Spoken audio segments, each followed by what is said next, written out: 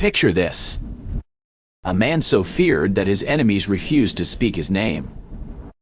A man the Ottoman Empire, the most powerful military force on earth at the time, called a monster. A man who inspired one of the most famous fictional villains in all of literature. And yet, almost everything you think you know about him is wrong.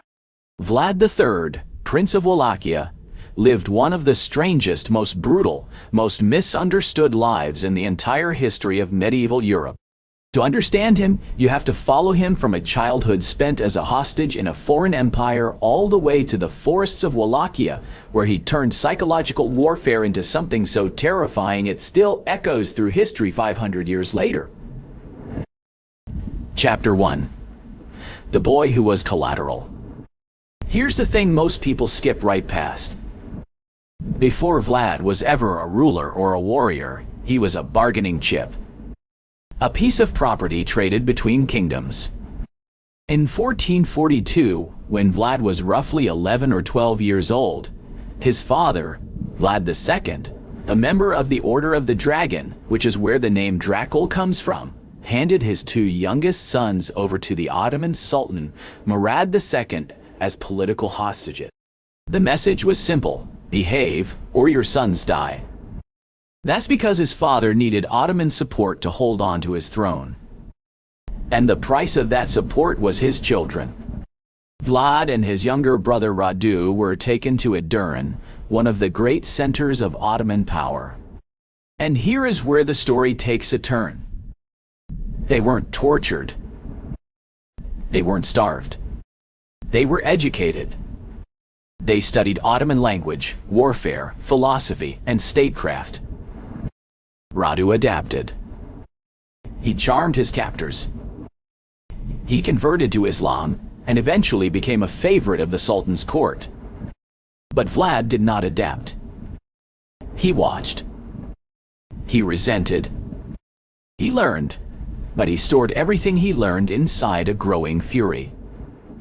Historian Mate Kazaku, in his landmark biography Vlad the Impaler, argues that this period of captivity was the single defining event of Vlad's psychology.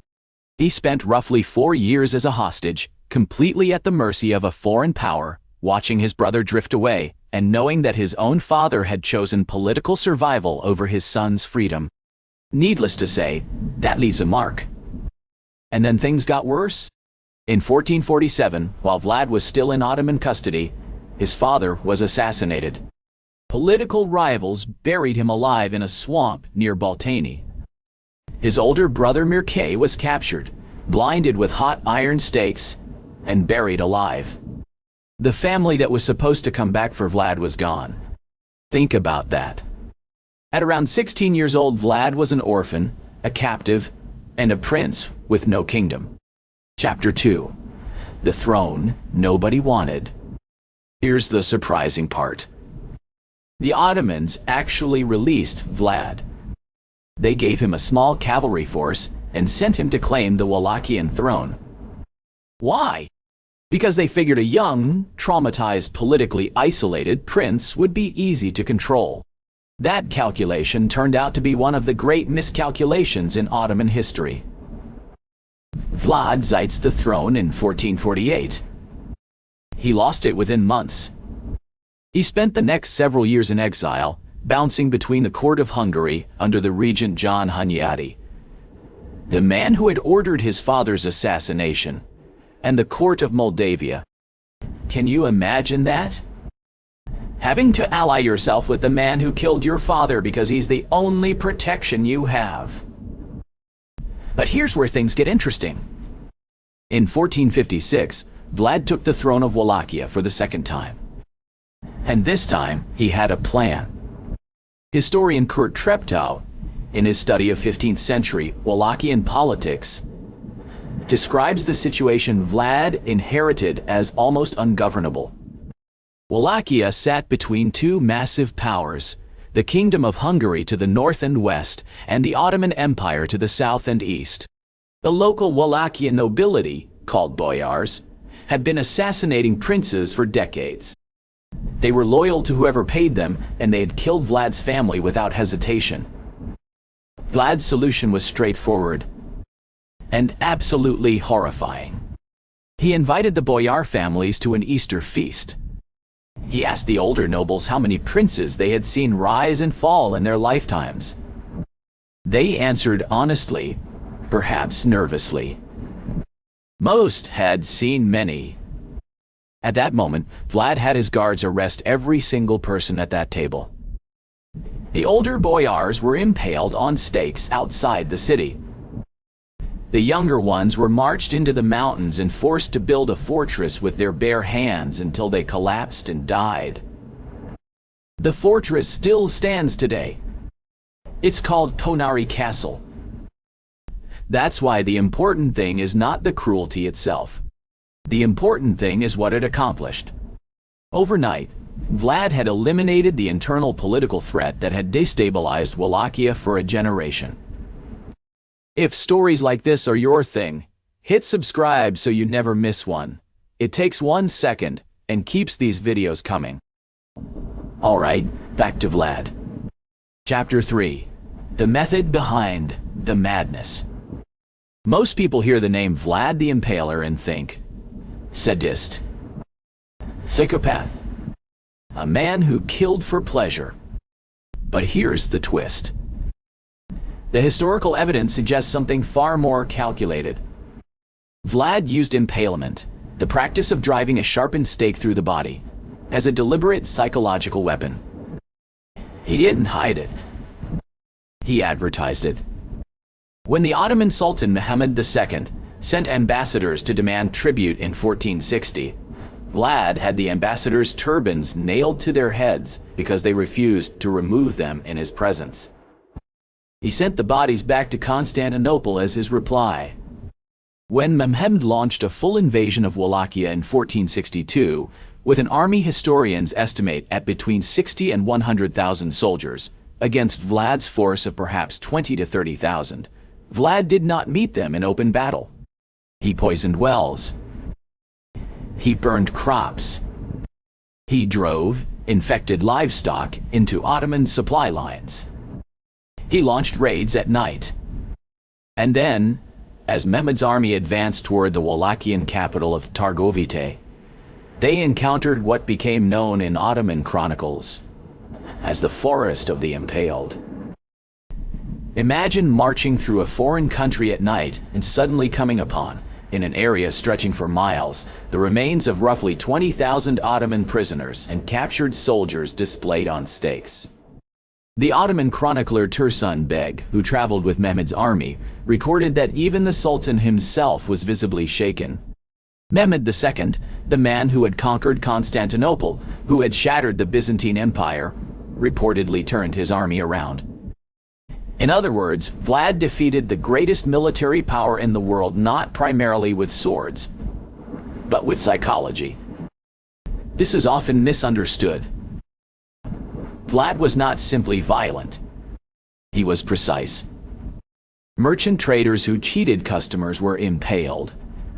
Officials who took bribes were impaled. He placed a golden cup at a public fountain in the capital and announced that anyone caught stealing it would be killed. According to multiple contemporary sources, the cup was never stolen. The German pamphlets that circulated about Vlad after his death, some of the earliest mass-printed propaganda documents in European history, portrayed him as a monster. But those pamphlets were produced by Saxon merchants in Transylvania, who had been on the wrong end of his economic enforcement. As it turns out, the monster narrative was a business complaint dressed up as horror. Chapter 4. The man Dracula was built from. Here's something worth considering. Bram Stoker's Dracula, published in 1897, almost certainly draws on the real Vlad's legend. But the connection is stranger than most people realize. Stoker never visited Transylvania. He researched his novel largely at the British Museum in London and corresponded with a Hungarian professor named Armin van Bury, who had traveled in that region. Stoker's notes, examined by scholars including Elizabeth Miller in her book Dracula, Sense and Nonsense, show that Stoker originally planned to set the novel in Styria, what is now Austria. The Transylvanian setting came later, and the name Dracula, which Stoker found in a historical text, simply meant son of Dracal, son of the dragon. Stoker borrowed the name and the geography. The vampire mythology itself was drawn from Eastern European folklore that had nothing specifically to do with Vlad. The real Vlad was never accused of vampirism in his lifetime. He was accused of being sadistic, brutal, and politically terrifying. Which, to be fair, he was. But here's the catch. The fictional Dracula, immortal, seductive, aristocratic, hiding in a crumbling castle, became globally famous. The real Vlad, a complex, traumatized, strategically brilliant medieval ruler who held a small country between two empires and somehow survived, was largely forgotten in the West for centuries, buried under the fiction that replaced him. Funny enough, in Romania today, Vlad is not remembered as a monster. He's remembered as a national hero. Statues of him stand in Romanian cities. He is credited with establishing law and order in a chaotic period. His harshness is framed in Romanian cultural memory as a necessary response to impossible circumstances. The same man. Two completely opposite legacies. Chapter 5. The end nobody agrees on. And this is where the story takes its final, strangest turn. Nobody knows exactly how Vlad died. He ruled Wallachia a third time, briefly, in 1476, restored to the throne by Hungarian support after years of imprisonment. And then within weeks of taking power again, he was dead. The historical record goes essentially silent. Some sources say he was killed in battle against Ottoman forces near Bucharest. Some say he was assassinated by his own bodyguards. Some say he was killed by political rivals. A Turkish source suggests his head was sent to Constantinople and displayed by Sultan Mehmed as a trophy. Historian Radu Florescu, who spent decades researching Vlad and co., authored the book Dracula. Prince of Many Faces concluded that the uncertainty itself is fitting. A man who spent his entire life in the shadows of political violence. A man who used mystery and terror as deliberate tools, died the way he lived, in confusion, in darkness, with no one entirely sure what happened. His body was supposedly buried at Snagov Monastery on an island in a lake near Bucharest. When archaeologists excavated the supposed grave site in 1931, they found horse bones and the remains of animals. No human body. No trace of Vlad the Third. Wherever his remains actually are, no one has ever confirmed it. Before we get to the closing, if you want more stories like this one, subscribing is the best way to make sure you catch the next one. Okay, let's land this. The man who terrified an empire, who outlasted assassination attempts, who turned an invaded country into a psychological nightmare for the greatest army on Earth, simply vanished from history without a confirmed grave. In the end, Vlad the Third was not a vampire. He was not a sadist without purpose. He was a boy who was traded by his father to a foreign empire, who watched his family destroyed, who clawed his way back to a throne built on violence and held it through sheer psychological force, who was eventually turned into a fictional monster by the very enemies he had outmaneuvered, and whose real bones have never been found. Picture this.